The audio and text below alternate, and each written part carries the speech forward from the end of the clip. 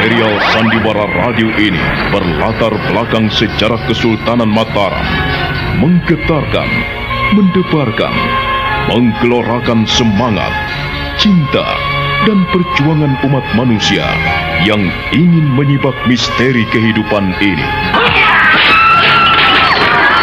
Cerita ini ditulis dan diolah oleh Bu Nergis Muriono, pengarah cerita dan naskah Agung Bahrodi, ilustrasi musik Hari Sabar, teknik dan montase Jamie Mumu, dengan sutradara Ferry Fadli.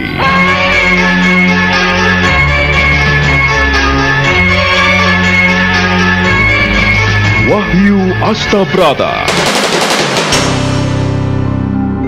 Kali ini mengetengahkan episode ke-7 dengan judul Hati Harimau.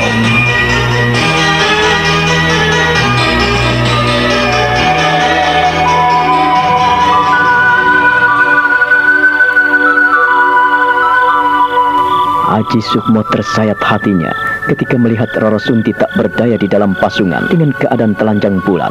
Haji Sukmo tak mampu melakukan apa-apa selain membebaskan kungkungan pasungan itu. Tetapi sayang, Roro Sunti tak mampu menggerakkan kedua kakinya, dan gadis itu juga tidak ada keberanian untuk melarikan diri dari rumah ayahnya.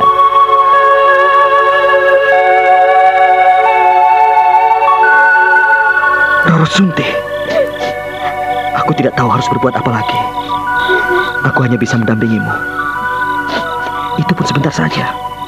Dan sekarang, setelah kulepaskan ikatanmu dari pasungan, kau tak berani meninggalkan tempat ini.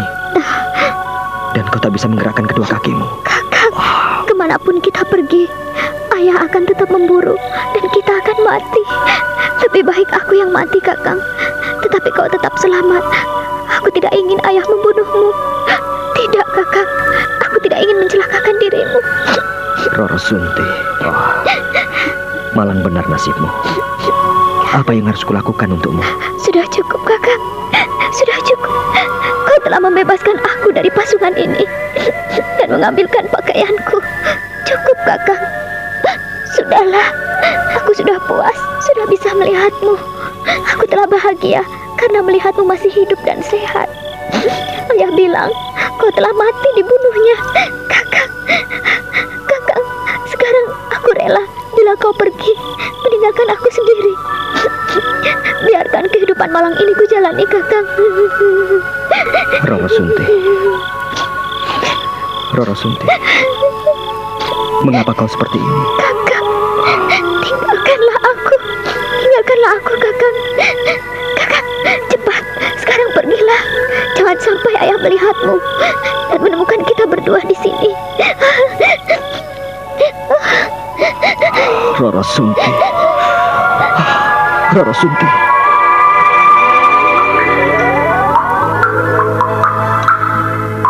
Di sini pun kau tidak ada, Haji Sukmo. Di manakah kau kini berada? Di manakah Sukmo? Aku tidak tahu apa yang sedang kau lakukan. Kalau kau ingin menemukan Haji Sukmo, janganlah pergi kemana-mana, Wulan. Datanglah kau ke Gua Trata dan tunggulah dia di sana. Maka kau akan menemuinya.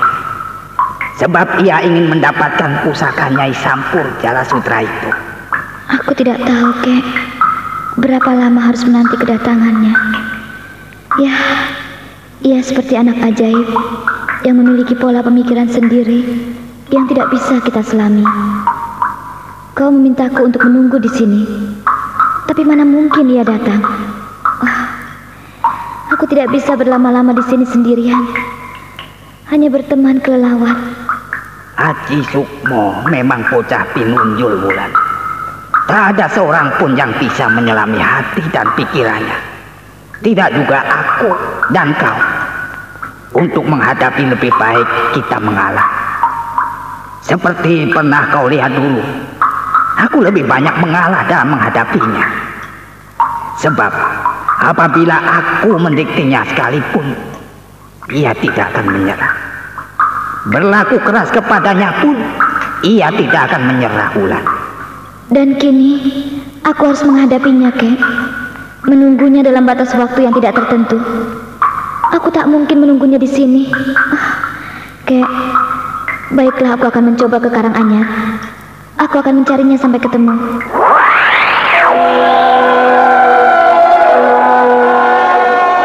Wulan akhirnya meninggalkan Goa Tratap.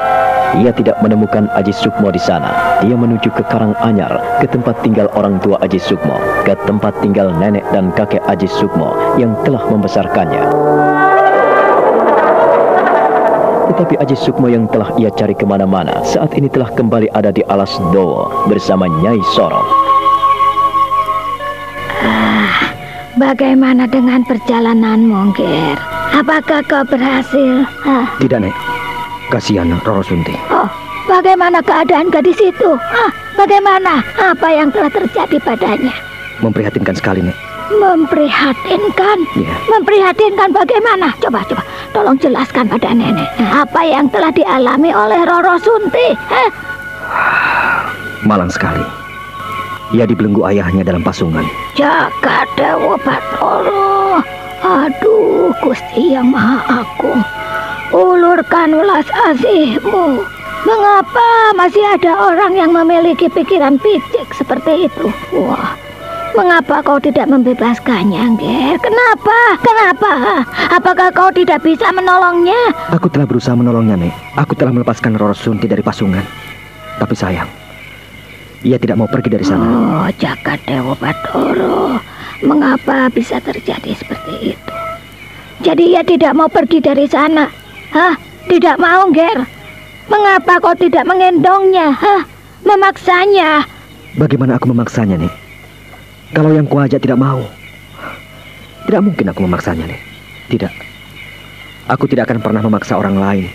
Karena aku pun tidak pernah mau dipaksa oleh siapapun juga, Nek. Oh, Jagat Dewa Batara. Apa yang telah terjadi? Aku sungguh tidak mengerti, Ger. Aku sungguh tidak mengerti. Aku pun tidak mengerti, Nek. Seperti hati nenek. Aku tidak tahu apa-apa. Dan aku tidak tahu apa yang harus kulakukan terhadap Roro Sunti. Kalau seperti ini akibatnya. Kalau seperti itu, aku pun tidak tahu. Namun, kita seharusnya sedikit memaksa Roro Sunti dan memberikan penjelasan padanya. Aku telah berusaha menghiburnya. Dan aku berusaha menolongnya. Tetapi, ia tidak bisa.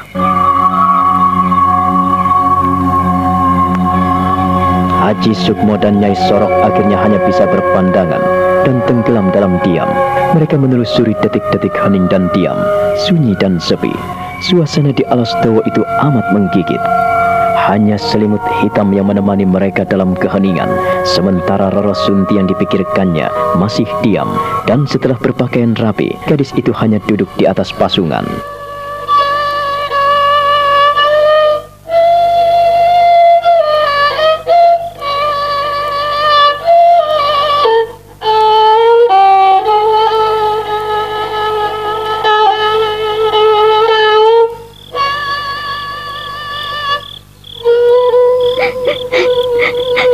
Maafkan aku, Kakang. Aku tidak berani mengambil sikap. Aku tidak berani ikut denganmu. Lihatlah, Kakang. Kini aku tidak berdaya. Aku hanyalah seorang gadis penyakitan yang tidak berarti. Kakang Sukmo. Maafkan aku, Kakang. Maafkan aku. Aku sungguh tidak mampu melakukan apa-apa.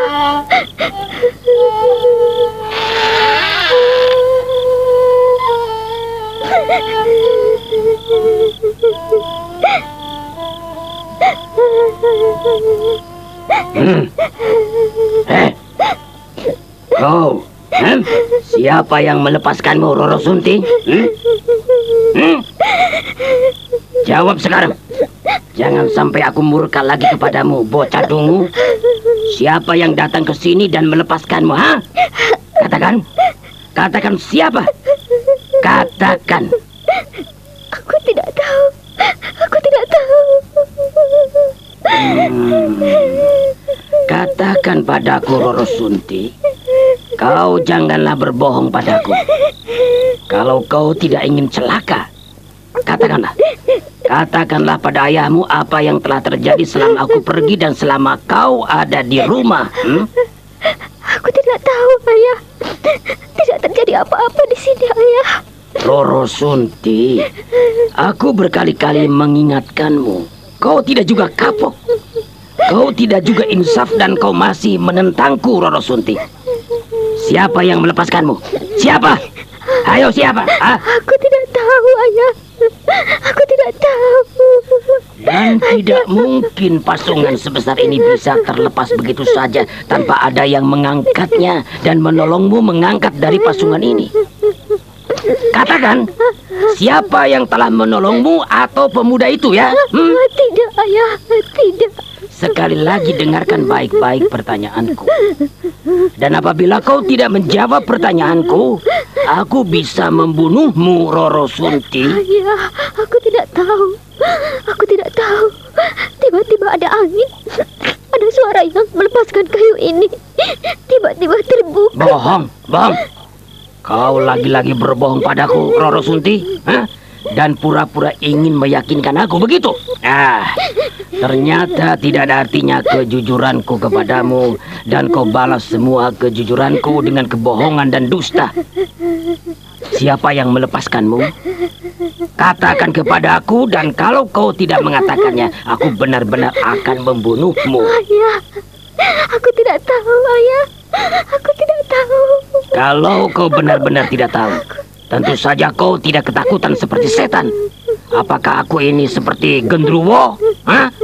Apakah aku ini seperti iblis yang menakutkanmu sehingga aku bertanya kepadamu dan kau tak mampu menjawabnya?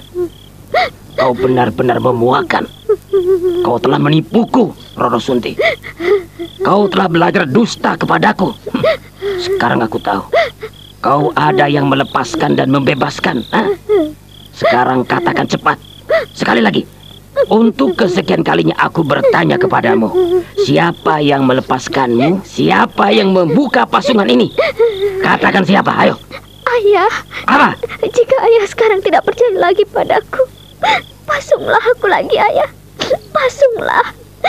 Tidak ada yang ku ketahui siapa yang melepaskan aku. Hanya dunia gaib, Ayah. Hanya dunia gaib. Pasunglah aku. Bunuhlah aku bila kau mau. Bunuhlah aku, Ayah. Bunuh aku. Ki Srenggi benar-benar geram. Dia mengangkat kayu pasungan dan membantingnya ke tanah. Ki Srenggi lalu melotot. Matanya berapi-api memandang putrinya. Roro Sunti menggigil. Namun dia berusaha untuk mengangkat wajahnya. Matanya berkaca-kaca dan air mata pun membanjiri kedua pipinya. Gadis itu berusaha untuk menentang ayahnya.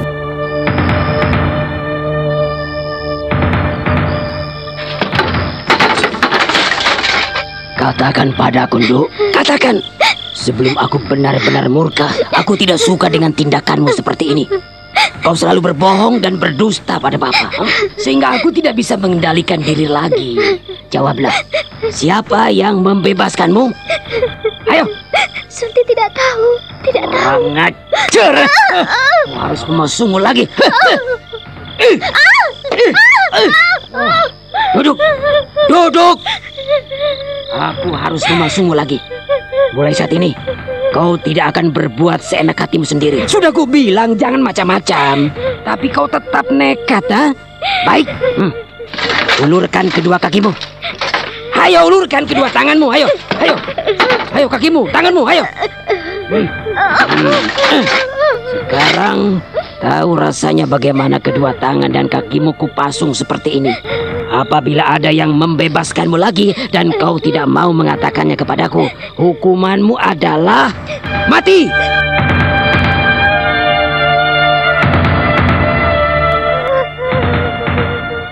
Mengapa kau tega sekali padaku? Mengapa kau tega sekali, Ayah? Karena kau yang memaksaku agar aku tega kepadamu, Roro Sunti. Bukankah aku selama ini menyayangimu? Hah? Namun sedikit pun kau tidak mau tahu dengan apa yang telah kulakukan kepadamu. Hingga aku menjadi sebal. Aku menjadi benci kepadamu. Dan aku tidak akan membiarkanmu hidup seenakmu sendiri. Dan sekarang kau tidak bisa bebas dari sini. Duh Gusti, tolonglah aku. Berikan kekuatan padaku. Alah, berserulah dan berteriaklah, dan tidak ada orang yang mendengarkanmu, Roro Sunti, karena mereka akan ketakutan jika mendengar nama Ki Srenggi. Kau harus sadar akan hal itu, Roro Sunti. Aku menyayangimu, aku memperhatikanmu, dan aku memeliharamu dari kecil hingga besar. Tapi kau tidak mau tahu. Dan inilah obatnya, inilah akibatnya. Dan aku tidak akan melepaskanmu. Kau akan tetap tenggelam dalam pasungan ini.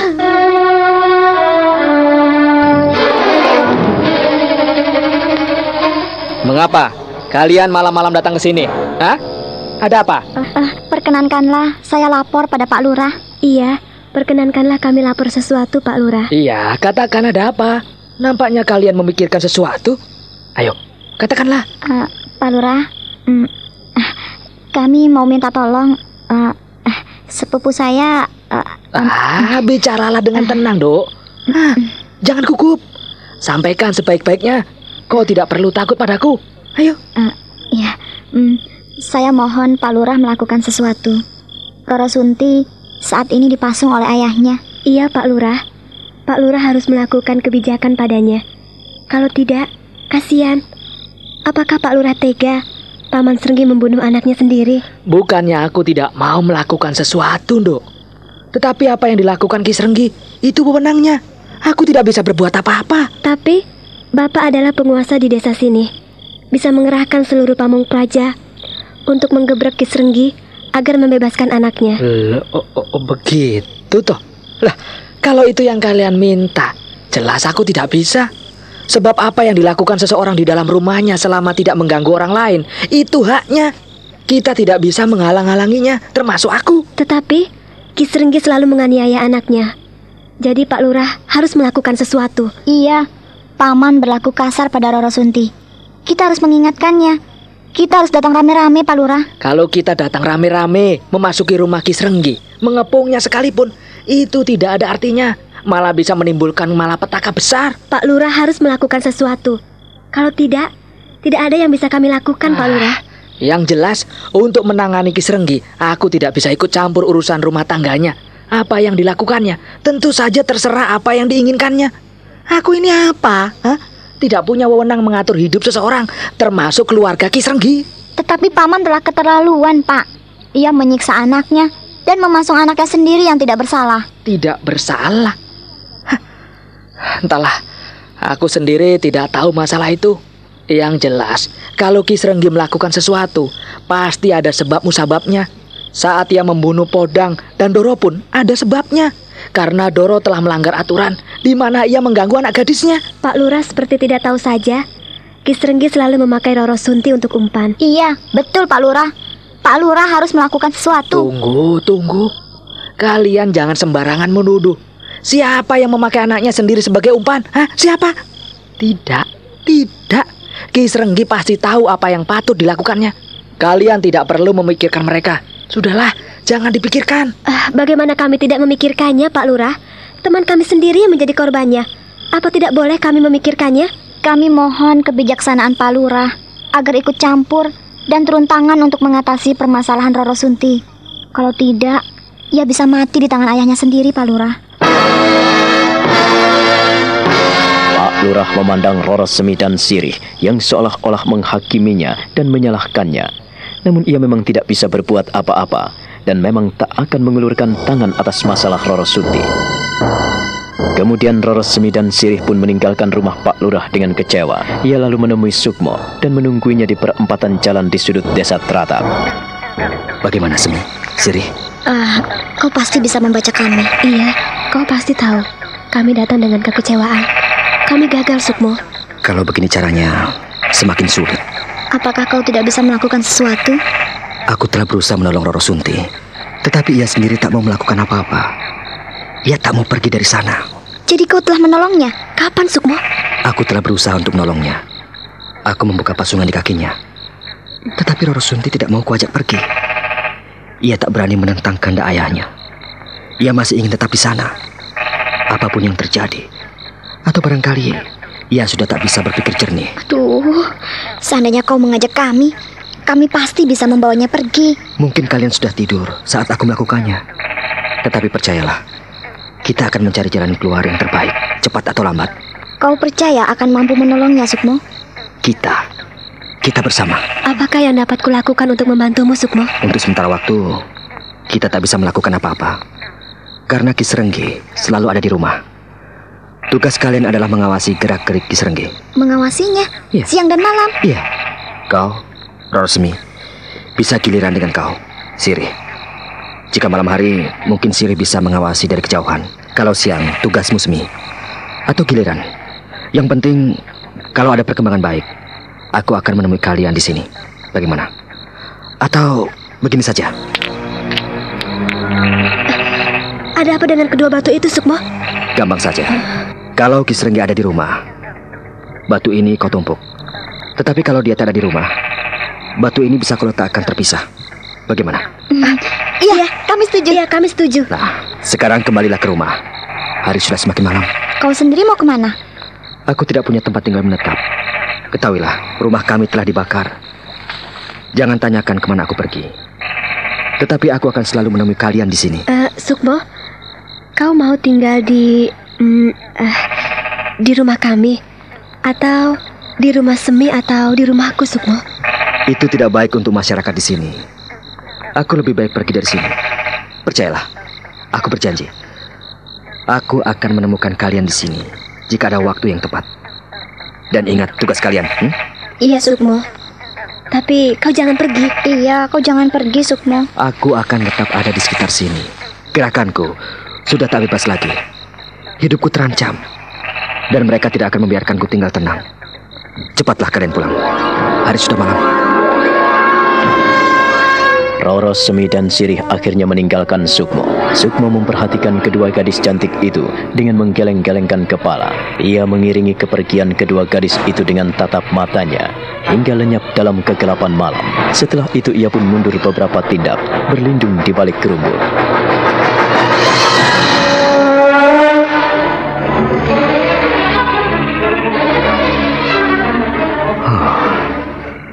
Mereka begitu besar memperhatikan Roro Sunti. Artinya bukan hanya aku saja. Mereka pun turut bersedih atas musibah yang dialami kekasih hatiku. Oh, Sunti, aku akan menolongmu apapun yang terjadi.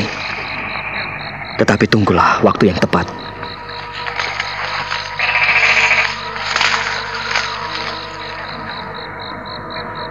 Saat-saat seperti ini, aku sungguh tidak bisa melupakanmu. Aku sungguh tidak bisa melupakanmu, Wulan. Ya, aku teringat kepadamu. Bagaimana kau mengungkapkan arti sebuah persahabatan. Arti bagaimana kita berteman dan bersaudara.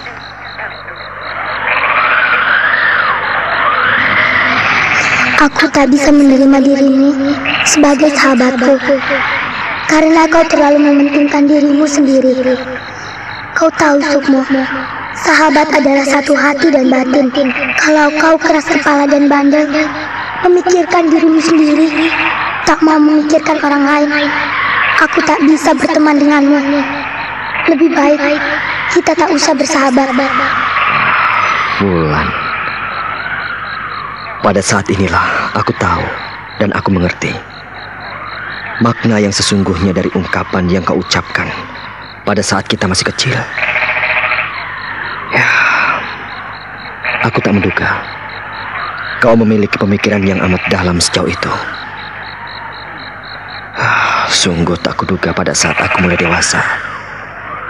Aku baru mengetahui ungkapan-ungkapanmu.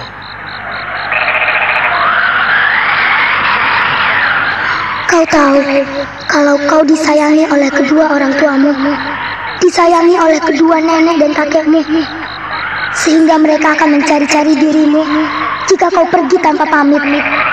Kau tidak boleh bandel seperti itu. Kau harus menghormati kedua orang tuamu dan menghormati orang-orang yang menyayangimu. Kau jangan sinting, Sukmo. Tidak tahu disayang dan tidak tahu dikasihi. Wulan, kau seperti seorang Brahmani. Iya, kau seorang bidadari dari kahyangan yang turun ke bumi. menjamah orang sakit dan mengulurkan tangannya yang dingin dan sejuk. Sesejuk embun pagi, menumpangkan tangannya pada kening orang yang sakit. Oh, Wulan, pesan-pesanmu, kata-katamu membuatku terharu dan ingin menangis. Di manakah kau sekarang ini, Wulan? Andaikan kau ada di sini, tentu saja kita bisa bekerja sama untuk menolong Roro Sunti. Oh, Wulan, di mana kau sekarang ini? Sudah lama sekali Sukmo tidak pulang, Dok. Aku sendiri tidak percaya melihatmu sebesar ini. Wah, kau tumbuh sebagai seorang gadis yang cantik, Wulan. Terima kasih, Kek. Jadi, sejak berpisah dengan kita dulu, dia tidak pernah kembali lagi ya, Kek? Iya, itulah Sukmo, Dok. Bapak ibunya dibikin kalang kabut, dan kakek neneknya jadi kacau balau. Sejak Mataram damai hingga Mataram bergolak karena pemberontakan Kanjeng Pangeran Puger, sampai akhirnya kembali Mataram dalam pembangunan seperti ini, dia juga belum nongol. Entah sampai di mana. Saya sudah berusaha mencari kemana-mana, Kek, tapi saya tidak menemukannya. Ya. Semua orang telah mencarinya, Nger. Semua orang telah mencari Haji Sukmo. Tetapi dasar anak meleng ya seperti itu. Tidak bisa dinasehati, tidak bisa disayangi. Ya, entahlah, Dok. Dunianya memang bukan dunia kakek dan neneknya. Dia memiliki dunia dan alam sendiri yang sulit dimengerti oleh orang-orang wajar seperti kita. Entahlah, Dok. Kakek tidak tahu. Namun, kakek hanya berdoa agar dia senantiasa mendapat restu dan rahmat yang maha kuasa. Kalau begitu, saya akan mencarinya ke rumah Nyai Prada, Kek. Saya mohon pamit. Kalau seandainya ia pulang ke sini sebelum aku bertemu dengannya, tolong sampaikan salam kangen kepadanya. Katakan kalau aku sekarang ada di Ponorogo, Kek. Oh, jadi kau pun akan pergi menemui Adi Prada? Ya. Bolehlah, boleh. Karena telah gagal ke sini, gagal ke Tritip, gagal ke Tratak, ya, mudah-mudahan saja kau bisa menemui Adi Prada. Ya, barangkali kakekmu menerima kabar baik untukmu, Dok. Saya mohon pamit, Kek. Ya, hati-hati, Nger, hati-hati.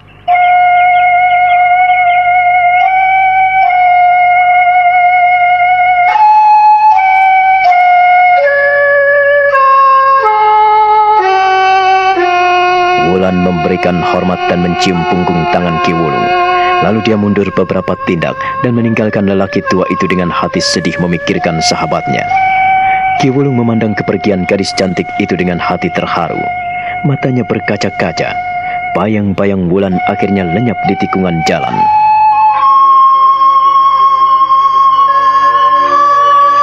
Sementara itu, Sukmo telah kembali menemui Nyai Sorok di tengah hutan alas Dowo. Di gubuk mungil yang mereka bangun berdua, mereka duduk termangu di balai-balai bambu.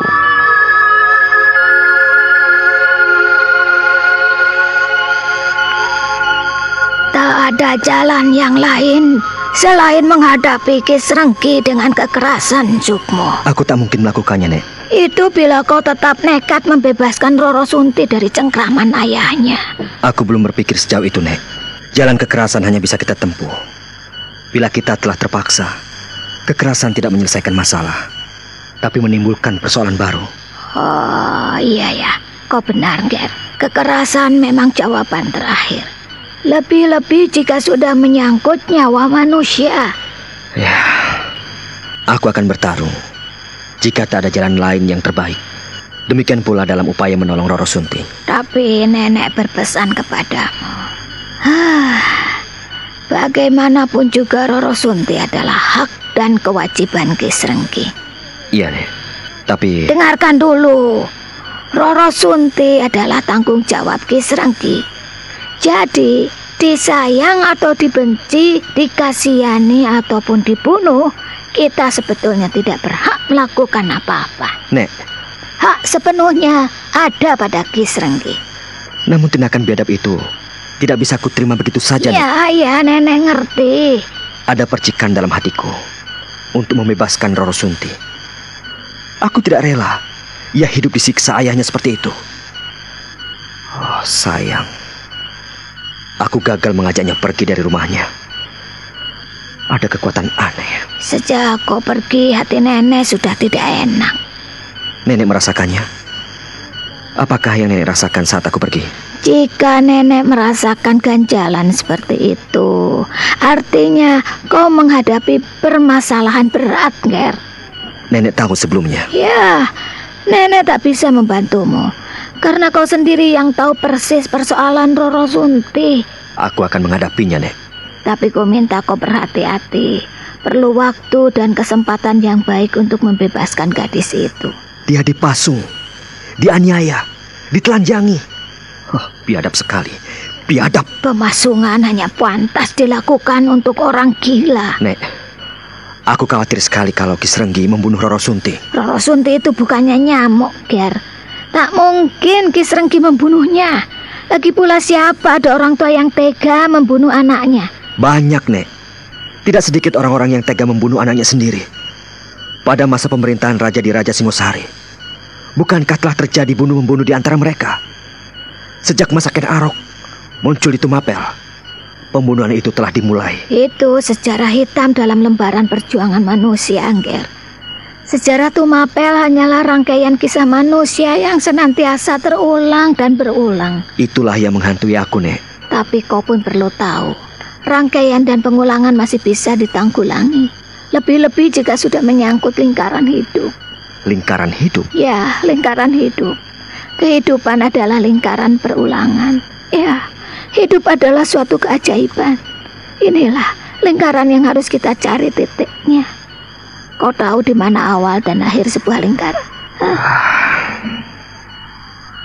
Nenek mengingatkan aku pada apa yang diucapkan kakek Guno. Tak seorang pun yang mengetahui awal dan akhir sebuah lingkaran. Awal dan akhir sebuah lingkaran hanya diketahui oleh pelukisnya sendiri. Itulah hidup, itulah kehidupan. Hidup dan kehidupan ini adalah keajaiban. Kehidupan akan berakhir, tetapi hidup akan selalu ada. Itulah alam manusia yang selalu diselimuti oleh misteri.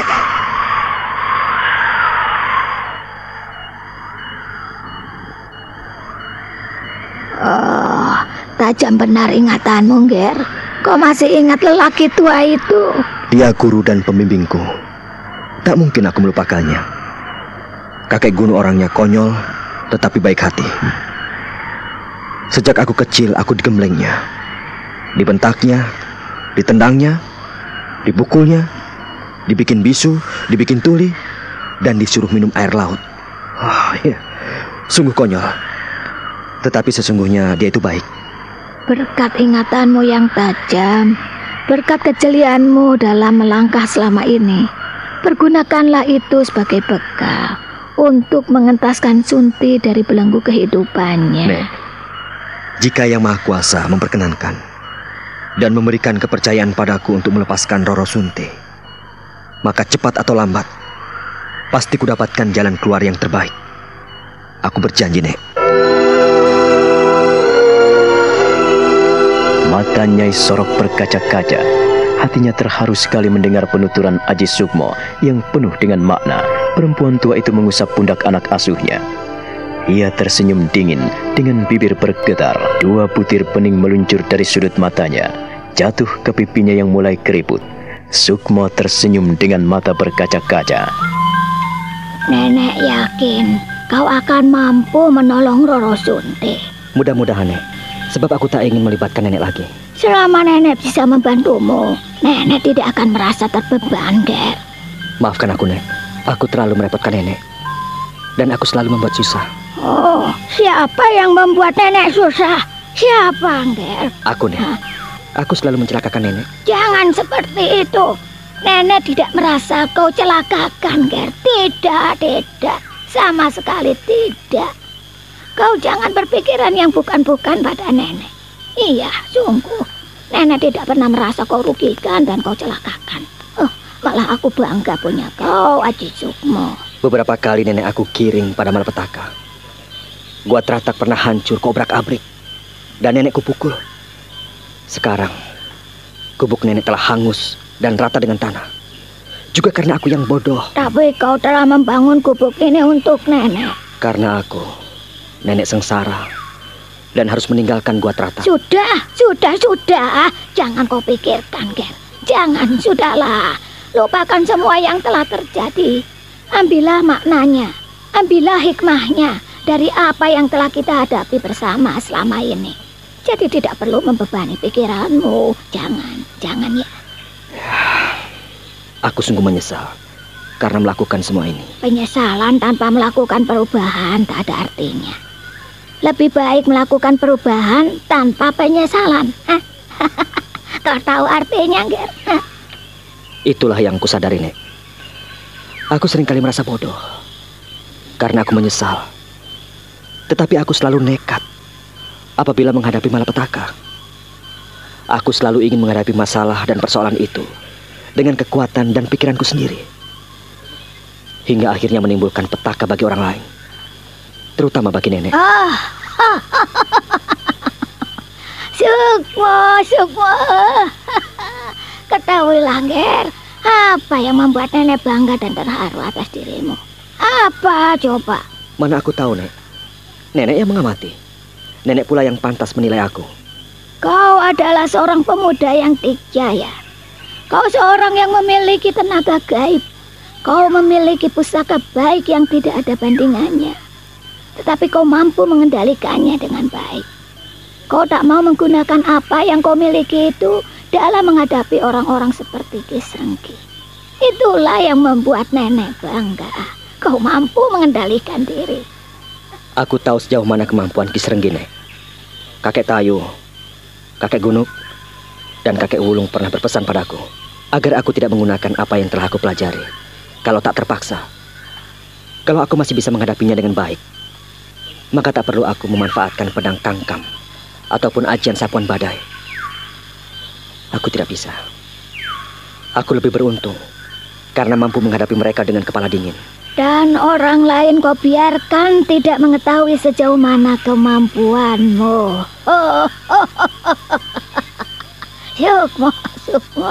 Ya, mengendalikan diri adalah dasar utama untuk mengawali sebuah perjalanan dalam kehidupan ini, Ger. Iya, hanya dengan mengendalikan diri, maka kau telah memulai sebuah perjalanan hidup yang baik.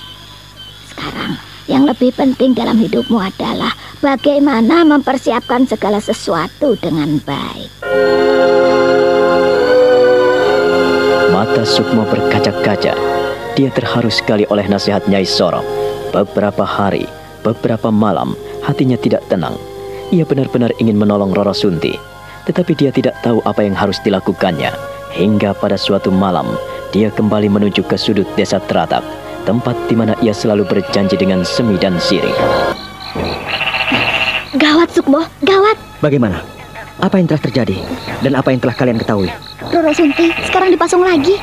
Dipasung lagi? Iya, kedua tangan dan kakinya dipasung lagi, Sukmo. Dan Ki Srenggi sekarang jarang keluar rumah. Ia tinggal terus di rumah, menunggui anaknya siang dan malam. Langkah kita semakin berat. Kita tidak bisa tinggal diam. Kita telah gagal menghubungi Pak Lurah. Kita telah gagal menghubunginya. Dan hanya kita yang bisa melakukan sesuatu, Sukmo.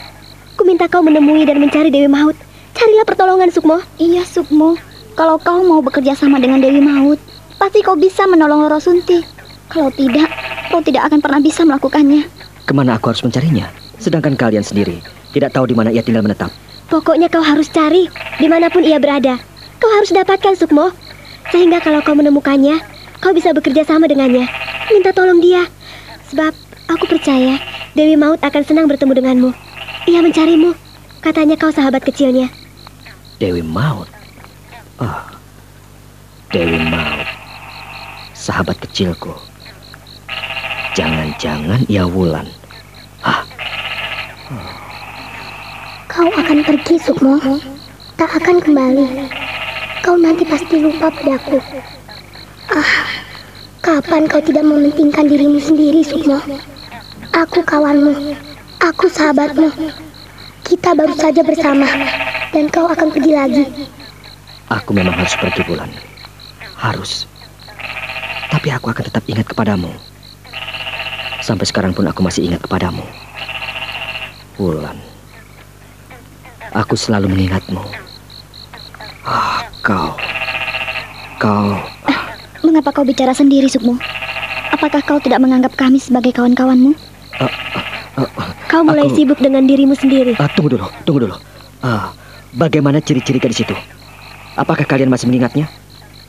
Kau memikirkannya? Memikirkan Dewi Maut? Bukan. Tapi aku berusaha mengingat-ingat semua sahabat kecilku.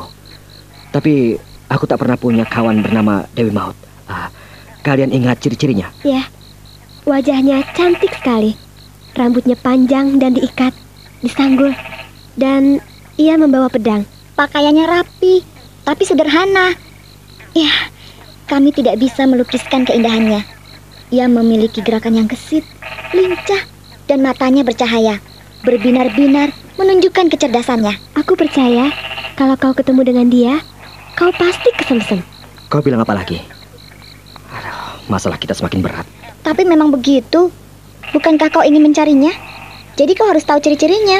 Iya. Aku akan mencoba mencarinya untuk menolong Roro Sunti.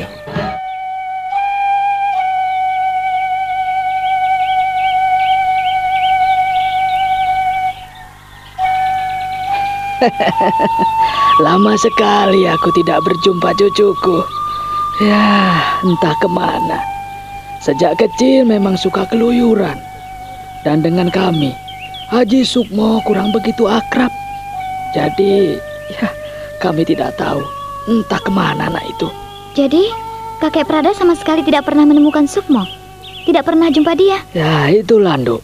Aku sendiri bingung sebagai seorang kakeknya. Kupikir Haji Sukmo selalu tinggal bersama Kakang Wulung. Tapi nyatanya, Kakang Wulung pun tidak pernah tahu kemana bocah itu pergi. Aku khawatir kalau ia ikut menjadi korban bencana di Mataram. Maksud kakek? Kau sendiri telah tahu, Nduk. Waktu geger Demak Bintoro, saat pemberontakan Pangeran Puger yang cukup lama, tentu saja mencemaskan semua orang. Iya, Kek. Saya ingat peperangan itu. Nah, peperangan yang mengerikan sekali. Mengerikan. Yang menjadi korban bukan hanya para perwira dan prajurit di medan laga, tetapi para perempuan dan anak-anak pun menjadi korban peperangan. Jadi, seandainya... Tidak. Sukmo masih hidup. Sukmo masih hidup. Dari mana kau tahu bahwa Sukmo masih hidup? Hah? Bertahun-tahun kami tidak mendengarkan beritanya, Ger. Entahlah. Kalau Yang Maha Kuasa masih memberikan kemurahan, ya semoga saja ia memang masih hidup seperti harapan kami semua. Sukmo masih hidup. Sebelum memperoleh Sampur Jala Sutra, ia tidak boleh mati. Ger. Karena kakek tidak tahu di mana ia tinggal, saya mohon pamit dulu, Kek. Sampaikan salam pada Nyai dan Bibi Wari. Tunggu dulu. Jangan tergesa pergi, Nduk. Ada apa, Kek? Kau yakin sekali ia masih hidup dan selamat dari peperangan? Iya, dia sahabat saya. Saya tahu siapa dia. Ada yang ingin kakek sampaikan? Iya, kakek ingin. Jikalau kau berjumpa dengannya, ajaklah kemari. Ya, ajaklah kemari, Ger. Kakek dan neneknya, bahkan bapak dan ibunya selalu mencari-carinya. Jangan sampai ia melupakan orang tua. Iya, Kek. Saya akan sampaikan kepadanya. Satu hal yang juga perlu kau ketahui. Siapapun yang mengabaikan orang tua dan berani menentang kehendaknya, pasti ia akan kualat. Wulan terhening. Ia menunduk di hadapan Ki Prada. Lalu ia tersenyum lembut dengan hati yang terharu, menyaksikan mata lelaki tua itu berkaca-kaca. Bibirnya yang hitam mengeriput, nampak meliuk-liuk. Lelaki tua itu nampak layu, sisa-sisa keperkasaan nampak pada kulitnya yang legam dan tangan-tangannya yang kasar.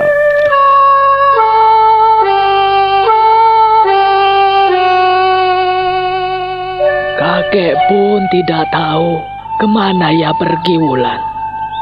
Ya, hanya itu yang bisa kusampaikan kepadamu. Kalau ia ketemu denganmu, tolong katakan kepadanya, suruh dia pulang. Sebab bagaimanapun juga kami mengharapkan kehadirannya. Sudah cukup lama ia meninggalkan kami, entah kemana. Saya akan berusaha mencarinya, Kek. Ya, saya pun ingin sekali bertemu dengannya. Cukup lama saya mencarinya, Kek. Iya, kalau ketemu. Kalau tidak, juga tidak apa-apa, Wulan. Karena yang namanya orang pergi tanpa arah dan tujuan, tentu saja belum pasti ketemu apabila dicari. Saya ikut prihatin atas apa yang telah dilakukan oleh Sukmo. Memang dasar bocah bandel. Iya. Sebandel-bandelnya Sukmo. Kau sudah tahu, sejak kecil katanya kau selalu bersama dan tidak pernah berpisah. Sudahlah, Nger. Pergilah. Hanya itu pesanku. Tidak ada yang lain. Dan maaf apabila saya tidak bisa memberikan apa-apa kepadamu. Saya mohon pamit, Kek. Kau sungguh keterlaluan, Sukmo. Tega sekali kau pada orang-orang yang mencintaimu. Pergi terlalu lama tanpa berita. Kasihan sekali. Kakek Prada, kakek Wulung, nenek dan kakekmu. Kasihan sekali. Lalu bagaimana dengan ayah dan ibumu? Apakah juga tidak mau tahu dengan kepergianmu?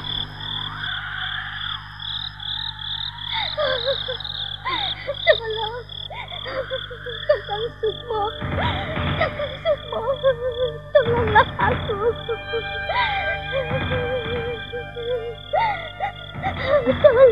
Aku tidak salah dengar.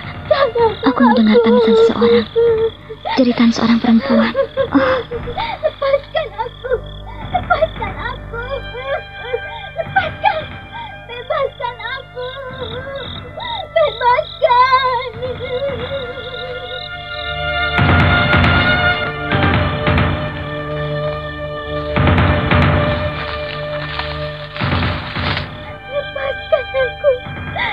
Lepaskan aku, lepaskan aku.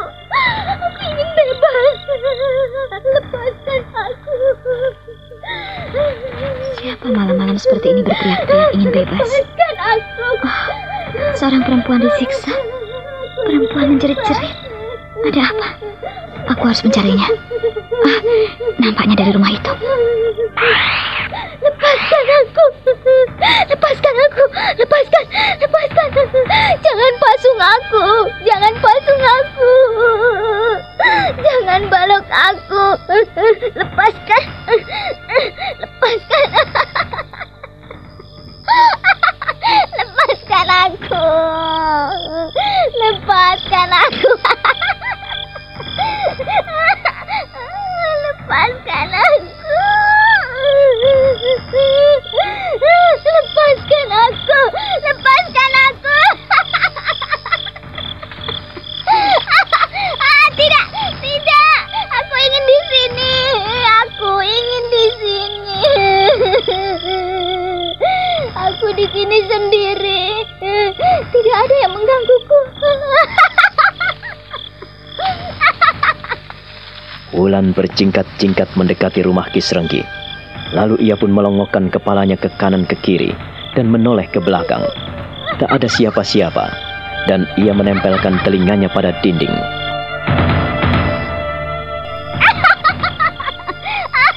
Biarkan aku di sini sendiri. Biarkan aku sendiri di sini. Lepaskan aku. Lepaskan aku. Lepaskan aku. Aku haus. Tubuhku gatel-gatel. Aku mau ke kamar mandi. Lepaskan aku. Mandi. Aku mau ke kali. Lepaskan aku.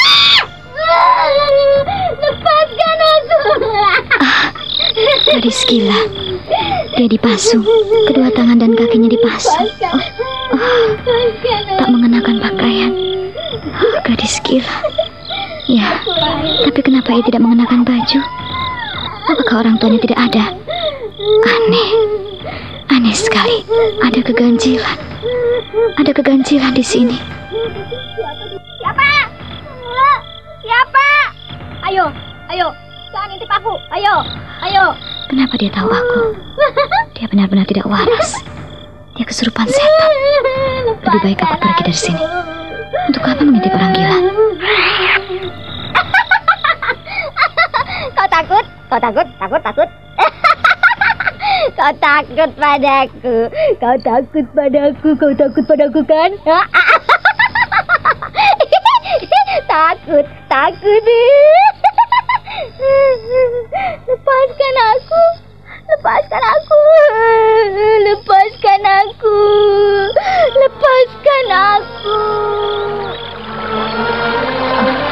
Roro Sunti, malang benar nasibmu. Apakah Sukmo tahu kalau Sunti menjadi gila? Mana aku tahu. Kita sendiri sudah lama tidak ketemu. Dia juga menghilang begitu saja. Kan dia mencari Dewi Maut. Salah sendiri. Kau menyuruhnya. Aku dulu melarangnya, tapi kau desak. Tidak ada harapan lagi buat sepupuku. Ia mengalami nasib yang malang. Kasihan sekali Kak Sunti. Roro Sunti, gadis cantik yang malang. Andaikan bapakmu tidak seperti itu, tentu saja kau tidak seperti itu. Bagaimana kau bisa menyesali semua itu, Semi? Semuanya telah terjadi, dan hal itu diinginkan pamanmu. Kau tidak bisa menyesali semua ini. Percuma kan? Menyesal tetapi tidak melakukan perubahan. Percuma kan? Lebih baik bertobat, tapi tidak menyesal, daripada menyesal tetapi tidak melakukan perubahan apapun. Iya kan? Aku hanya bisa bersedih, Siri. Karena aku tidak tahu apa yang harus kulakukan untuk sepupuku. Seharusnya aku bisa melakukan sesuatu yang berguna untuknya. Kita sudah berusaha semampu kita, Semi. Tapi ya, kalau pamanmu sendiri menghendaki begitu, apakah bisa kita tolak? Sudahlah, kau tidak perlu bersedih. Kau pikir aku pun tidak bersedih? Apa yang telah kita lakukan selama ini sia-sia sekali, Siri. Keterlaluan. Paman memang keterlaluan. Siapa itu? Roro, Semi, dan Sirih buru-buru menyelam. Mereka merendamkan tubuhnya sampai sebatas dada. Lalu mereka buru-buru menutupi tubuhnya. Bukit dadanya yang nampak membukit segera ditutupi dengan kain. Dan mereka pun segera naik dari dalam air. Kurang ajar. Ayo, bawa batu itu. Hei, siapa di situ yang mengintip orang mandi? Kalau kalian kurang ajar, kulempar dengan batu ini. Aduh.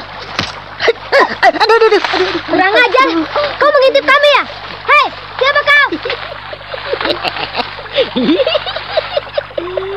Ditanya, malah cengengesan. Gila, kepalaku benjol. Kena batumu. Kalian melempariku. Gila, kau gila ya? Kau edan ya? Hah? Ini malah ketawa-ketawa. Untung saya tidak menangis. Lihatlah, kepalaku benjol karena kalian lempar. Hah? Dasar sinting.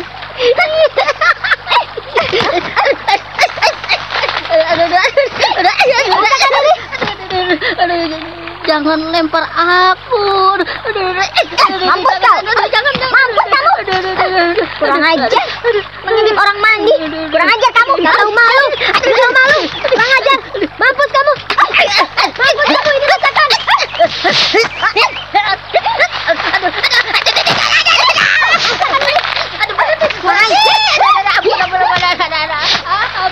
Ampun, aku tidak jahat kok. Aku tidak jahat. Semi, kau hadang di sana. Pukul dia. Iya. Kamu.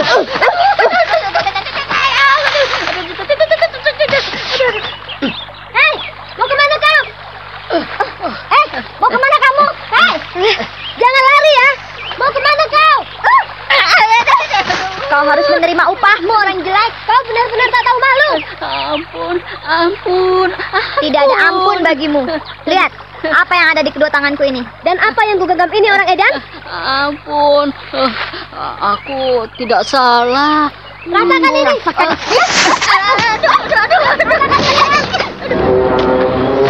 Sirih dan Roro Semi ngamuk. Keduanya langsung bertubi-tubi melempari pemuda linglung dengan batu sekepal tangan. Kedua gadis itu tak memberi ampun. Namun aneh, pemuda linglung itu hanya berloncat-loncat. Sesekali batu lemparan mereka pun mengenai tubuhnya. Namun pemuda linglung itu hanya meringis-ringis, lalu menghindar, bahkan mendekat ingin memberikan perlawanan. Nah, apa yang akan dilakukan oleh pemuda linglung itu selanjutnya? Saudara pendengar, silahkan menunggu seri berikutnya dalam serial Wahyu Astabrata ini. Sampai jumpa.